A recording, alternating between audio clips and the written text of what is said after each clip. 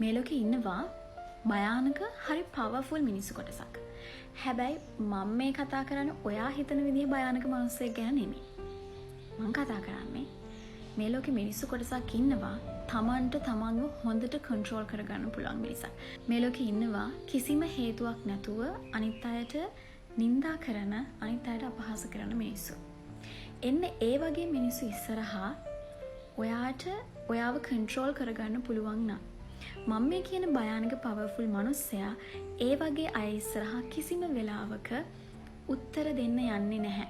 මේ කියන පවර්ෆුල් භයානක මිනිස්සයා තමන්ට නිඳා එන විටදී, තමන්ට අපහාස කරන විටදී හරිම සංසුන්ව තමන්ගේ හැඟීම් පාලනය කරගෙන ඉන්නවා. මොකද එයා දන්නවා එයා කතා කරන්න ඕනි තැන මොකක්ද, කතා කරන්න ඕනි නැත්තේ කොතනද කියලා.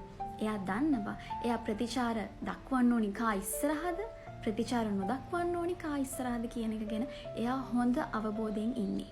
ඔයාගේ හැඟීම් පාලනය කරගන්න පටන් ගත්ත මොහොතේ ඉඳලා තරංගයේ පාලනය තියෙන්නේ ඔයාගේ අතේ.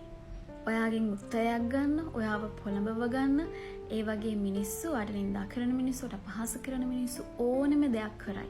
ඕනම දෙයක් කියයි. ඔයාව දුර්වලයක් කරන්න ඕනම දෙයක් ඒගොල්ලෝ කරනවා. ඒ වගේ අය ඉස්සරහදී සංසුන්ව ඉඳලා ඔයා ගැනම ફોකස් කරන්න. මොකද ඒ වගේ භයානක, ඒ වගේ පවර්ෆුල් මිනිස්සුගේ ඊළඟ ස්ටෙප් එක ගැන තව දුර්වලෙක් දැනගන්නේ නැහැ.